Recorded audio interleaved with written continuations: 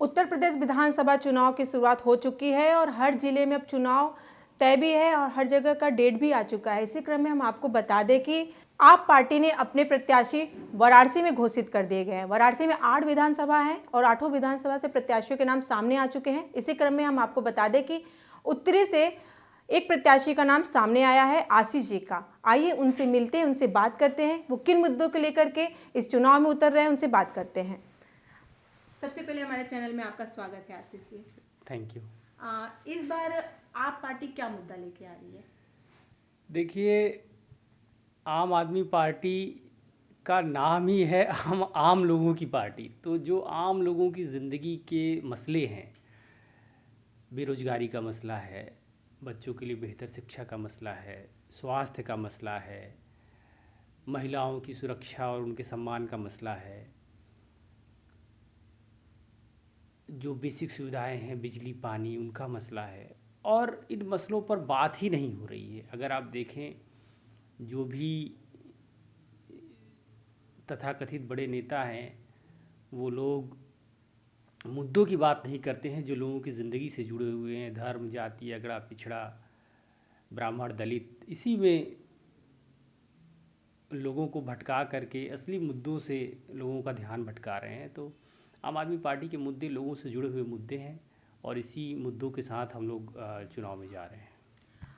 देखिए, दिल्ली में जैसा कि सबको पता है कि काफ़ी अच्छे काम किए गए हैं आम आदमी पार्टी के जरिए। वाराणसी में कैसे काम होंगे अगर पार्टी बनती है तो? देखिए, हमारी पार्टी ने घोषणा पत्र जारी किया है। उसमें बहुत सारी बातें हैं जो बहुत महत्वपूर्ण बातें, वो मैं आपको बताता हूँ। सब सारे घरेलू जो बिजली के बिल जिनके पुराने हैं वो माफ़ हो जाएंगे और 300 यूनिट बिजली फ्री मिलेगी। जो बेरोज़गार हैं उनको हर साल 10 लाख नए रोज़गारों का सृजन होगा और अगर उन्हें उनकी योग्यता के हिसाब से रोज़गार नहीं मिलता है तो 5,000 रुपये बेरोज़गारी भत्ता मिलेगा।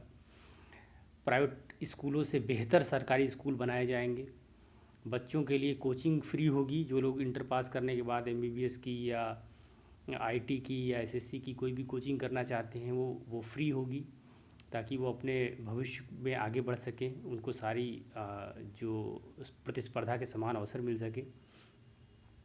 महिलाओं को 1,000 रुपये की सम्मान निधि दी जाएगी। जो अस्पताल हैं उनका कायाकल्प होगा। हर मोहल्ले में मोहल्ला क्लिनिक बनाई जाएगी जहां 300 से अधिक जांचें फ्री होंगी। जो भी किसान हैं उनके लिए एमएसपी की गारंटी लागू की जाएगी। किसानों को 10 लाख रुपए का बीमा दिया जाएगा। ऑटो चलाने वाले लोग, रेहड़ी पटरी वाले लोग, सबको 10 लाख रुपए का बीमा दिया जाएगा। जो हमारे सैनिक हैं या पुलिस के लोग हैं, अगर वो शहीद होते हैं तो जैसे दिल्ली में 1 करोड़ रुपए का मुआवजा मिलता है, 1 करोड़ रुपए का मुआवजा दिया जाएगा। जो पुरानी पेंशन स्कीम जिसे बंद कर दिया गया है, पुरानी पेंशन स्कीम को फिर से चालू किया जाएगा। तो ये सारे मुद्दे हैं जिस जिस जो लोगों की ज़रूरत है उसको हम लोग पूरा करने का काम करेंगे।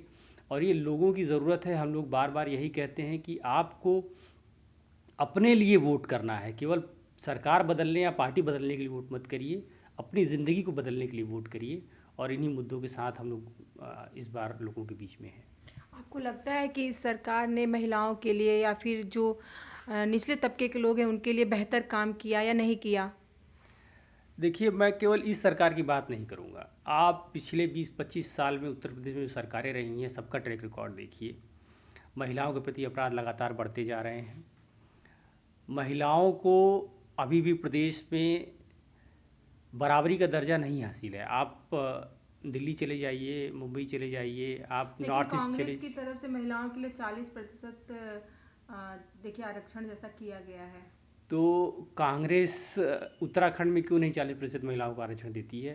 कांग्रेस गोवा में क्यों नहीं देती है? कांग्रेस केवल उत्तर प्रदेश में क्यों कर रही है? ये अच्छी बात है, अगर है तो इसे करना चाहिए। लेकिन केवल बात कहने से और करने से, जब कथनी और करनी में अंतर दिखता है तो पता चलता है कि ये केवल एक राजनीतिक स्टंट है। और आम आदमी पार्टी महिलाओं के लिए, अगर आप दिल्ली में देखें तो बस की यात्रा फ्री है। इसका बहुत छोटा सा लॉजिक है। जो लोग किराया दे सकते हैं वो दें, लेकिन जो घरों में काम करने वाले लोग हैं, जो छोटे काम करने के लिए अपने घर से आते जाते हैं, जो ठेला पट्टी रेहड़ी लगाते हैं या जो कहीं छोटा मोटा काम करते हैं, वो महिलाएं जब उनका महीने में 500-600 हज़ार रुपए की बचत होती है उनके बिजली के उनके बस के किराए से, तो उसे अपने घर में किसी और काम में वो यूज़ करती हैं। अपने बच्चे के लिए कोई ड्रेस खरीद सकती हैं, अपने लिए कोई साड़ी खरीद सकती हैं। तो जो बहुत निचला तबका है, जिनका पिछले कई सरकारों और कई सालों में जिनके लिए सोचकर कोई नीति ही नहीं बनाई गई है, उस पर दिल्ली में काम हुआ है। और ये वास्तव में केवल कागज़ों में या मीडिया में कहने के लिए महिलावादी सरकार नहीं है। ये वास्तव में धरातल पर महिलाओं को, जो निचले तबके की महिलाएं हैं, उनको बराबरी का अधिकार दिलाने, उनको उनके जीवन स्तर को ऊपर उठाने के काम करने के लिए सरकार है। और आम आदमी पार्टी में सरकार में हमेशा महिलाओं के अधिकारों का और उनके स्तर को ऊपर उठाने का काम लगातार हम लोग करेंगे। आपको लगता है कि इस बार सरकार बदल जाएगी? लोग अगर चाहते हैं कि उनके मुद्दों पर बात हो, उनको बेसिक सुविधाएं फ्री मिले, बच्चों को बेहतर स्कूल मिले और उन्हें प्राइवेट स्कूलों की मोटी फीस न भरने पड़े, उनके घर में कोई बीमार हो तो उनको इलाज मिले, अगर वो चाहते हैं बेरोज़गारों को रोज़गार मिले, तो वो निश्चित सरकार बदलेंगे। जब दिल्ली में पहली बार हम लोग चुनाव लड़ रहे थे, जब पार्टी ही नई बनी थी, हमारे पिछले काम का कोई ट्रैक रिकॉर्ड नहीं था, तब लोगों ने 70 में 67 सीटें दे करके हम लोगों को सरकार बनाया और सारे जितने आकलन थे वो फेल हो गए। तो आप इंतज़ार करिए 10 मार्च का और लोगों पर भरोसा रखिए। यानी कि जनता बदलाव के मूड में है। बिल्कुल है, बिल्कुल है। तो आशीष जी, ये बताइए कि कैसे राजनीति में आने का आपका मन बना? देखिए, मैं हृदय रोग विशेषज्ञ हूँ। मैं BHU में असिस्टेंट प्रोफेसर हूँ कार्डियोलॉजी में। अभी कोविड के दौरान हम लोगों ने जो अव्यवस्था देखी, जो प्रशासनिक निर्णय डॉक्टरों की बिना सलाह के किए गए, जो काम संयोजन से और अधिक बेहतर तरीके से किए जा सकते थे, ऑक्सीजन की क्राइसिस, दवाइयों की क्राइसिस, बेड की क्राइसिस, इसको बेहतर तरीके से मैनेज किया जा सकता था। लेकिन डॉक्टरों से ओपिनियन नहीं लेना या डॉक्टरों की सहभागिता राजनीति में नहीं है। जो चिकित्सा से संबंधित नियम बनते हैं या जो योजनाएं बनती हैं, उसमें विशेषज्ञों की, खासकर डॉक्टरों की सहभागिता ही नहीं है। राजनीतिक रूप से बहुत ही कम सहभागिता है आप अगर देखेंगे डॉक्टरों की।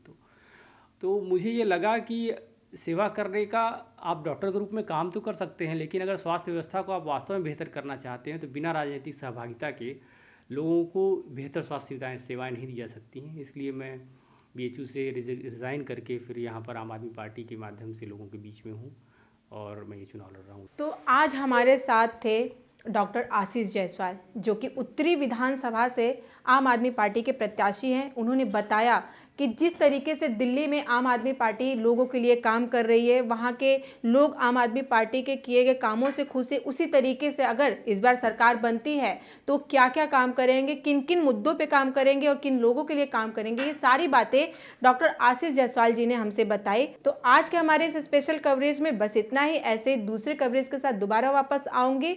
मैं सुमन, कैमरा पर्सन उमा के साथ। नमस्कार।